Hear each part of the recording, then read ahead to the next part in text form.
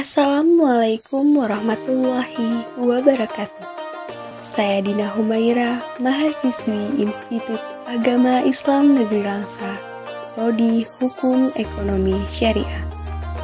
Saat ini saya sedang melaksanakan kuliah kerja nyata dari rumah.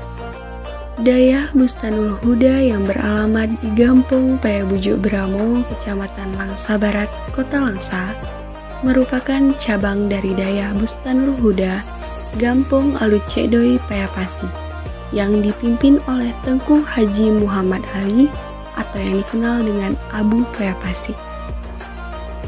Sebelumnya, lokasi Dayah ini merupakan aset untuk sarana latihan para calon jemaah haji yang telah dilaksanakan selama kurang lebih 20 tahun. Lokasi ini dihibah pada tanggal 28 April tahun 2016 oleh pemerintah Kabupaten Aceh Timur kepada Abu Payapasi. Kemudian, Abu Payapasi menyerahkan Dayah ini untuk dikelola sebagai cabang dari Dayah Bustanul Huda Alucedoi kepada muridnya yaitu Tengku Dahlan. Sehingga komplek ini pun menjadi komplek pondok pesantren Bustanul Huda Islamic Center Kota Langsa. Pemerintah Kabupaten Aceh Timur menghibahkan lokasi Islamic Center kepada Abu Payapasi dengan tujuan agar komplek tersebut dapat dimanfaatkan sebagai sarana belajar dan mengajar ilmu agama. Pemerintah Aceh Timur juga berharap nantinya anak-anak terdekat yang terdapat di Kota Langsa, Aceh Timur, dan juga Aceh Tamiang berkesempatan untuk mondok dan menuntut ilmu di lokasi Dayah tersebut. Aset asrama haji menyediakan sejumlah bangunan di dalamnya.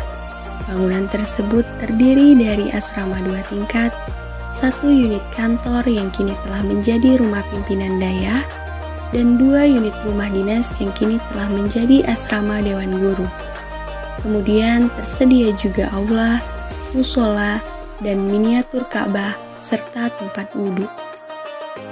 Hal tersebut tentunya memudahkan proses belajar dan mengajar di Dayah Bustanul Huda Islamic Center Kota Langsa tersebut.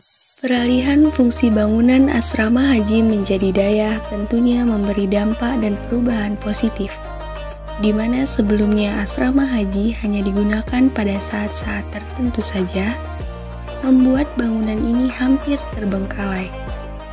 Dan dengan diresmikannya Dayah Bustanul Huda Islamic Center Kota Langsa ini, membuat nilai guna dari bangunan asrama haji ini menjadi terselamatkan. Masyarakat sekitar pun mengaku merasakan dampak positif dari peralihan fungsi bangunan tersebut. Dengan adanya Dayah di sekitar mereka, membangkitkan semangat masyarakat untuk tidak lalai dan terus menuntut ilmu agama, serta menjadikan Dayah sebagai tempat untuk membentuk karakter diri menjadi lebih baik lagi. Pertama kan Dayah ini merupakan asrama haji ya, asrama haji orang berpendidikan haji. Cuma karena seiring jalannya waktu, tempat ini menjadi kosong, tidak terbengkalai. Paling kalau itu sekali ada orang masuk haji ya. Dan bahkan dijadikan tempat untuk jogging siang begitu, jogging ya. Sehingga ini sebenarnya ini tanah Aceh Timur sebenarnya, milik Aceh Timur. Sehingga kan Bupati Aceh Timur memutuskan Dayah ini, tempat ini dijadikan Dayah, diberikanlah lokasi ini kepada Abu Payapasi. Abu Payapasi memiliki murid namanya Tengku Dahlan, sehingga Dayah ini diberikan kepada Tengku Dahlan, dikelola oleh Tengku Dahlan dan murid-muridnya. Tahun 2016 diberikan oleh Bupati Aceh Timur kepada Abu Payapasi ya. Cuman itu masih dikira hibah, belum disahkan. Sehingga kami selama 2 ataupun 3 tahun itu kami masih terombang-ambing antara ini milik kami atau bukan. Sehingga kami di situ masih berdoa supaya dikasih disahkan Dayah ini. Karena kan di pusat sana di Jakarta ini masih dibilang tempat asrama haji, memang dibilang masih Islamic Center. Sehingga kami harus menunggu lagi di pusat sana untuk ditandatangani supaya Dayah ini dijadikan bukan lagi tempat manasik haji, tapi tempat proses belajar mengajar yang dinamakan dengan Dayah Bustanul Huda Islamic Center Kota Langsa. Islamic Centernya nggak diubah, tetap sama. Cuma bukan lagi tempat manasik haji. Kalau dulu manasik hajinya masih bisa mereka masuk ke dalam. Sekarang kalau mau belajar haji itu masih bisa latihannya di sini. Kami pun proses belajar mengajarnya pun tidak terganggu. Cuman karena seiring berjalannya waktu, Dayah ini semakin berkembang, ramainya santriwan santriwati sehingga dipisah.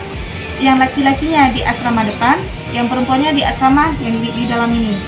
Ya untuk sekatnya di tengah-tengah ini, di tengah-tengah Ka'bah. Sehingga tidak bisa lagi untuk orang berproses untuk proses menasik ini tidak bisa lagi. Sehingga ya udah nggak tahu lagi kayak mana entah kemana mereka masih lagi. Yang penting ini udah jadi Dayah.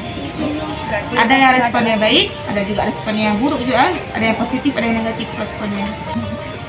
Jadi setelah dialihfungsikan ya Tengku, ada nggak sih respon masyarakat yang mungkin kurang enak karena sebelumnya ini kan tempat umum, tiba-tiba jadi bukan tertutup juga sih, tapi lebih pakai aturan maksudnya gitu. Banyak sih juga yang ada yang juga yang senang gitu, ada juga yang marah gitu kan. Cuman yang kita kan seiring berjalan waktu kan kita harus sabar. Ada yang suka, ada yang enggak. Bahkan kemarin tuh yang suka kan karena lebih dekat mereka untuk menuntut ilmu, bahwa anak-anaknya kemari, bapak ibu gitu juga bisa ngaji sama adik kaminya. Tapi ada juga yang marah. Kenapa? Karena waktu ketika mereka masuk kemari, ada yang rencana mau jogging begitu, ataupun mau refreshing atau apa lah gitu kan, sering tempatnya karena kan serba hijau itu kan, cantik ya tempatnya kan. Sehingga marah juga gitu pas lihat kok jadi Dayah gitu. Karena tempat ini kan tempat yang biasa orang ini jogging gitu kan. Kalau soal proses pembelajaran Tengku, bangunan sebelumnya kan sama sekali bukan bangunan Dayah atau segala macam tentang Dayah. Itu ada kendala nggak Tengku? Kalau masalah kendala enggak sih, karena asramanya yang udah ada bisa kita gunakan untuk santriwan santriwati ya.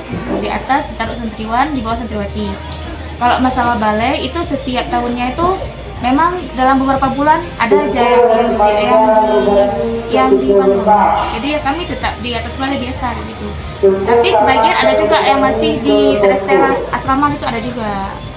Tapi itu nggak jadi masalah bagi kami. Dari observasi yang telah saya lakukan, dapat disimpulkan bahwa keterbatasan bukanlah suatu penghalang untuk dapat menuntut ilmu. Mencari ilmu bukan sekedar proses perolehan pengetahuan dan keterampilan saja, namun kemauan dan cara serta semangat untuk mencapai pemahaman yang benar juga menjadi perhatian penting. Untuk itu, marilah sama-sama membangun semangat yang lebih baik lagi dalam menuntut ilmu. Sekian, saya Dina Humaira. Assalamualaikum warahmatullahi wabarakatuh.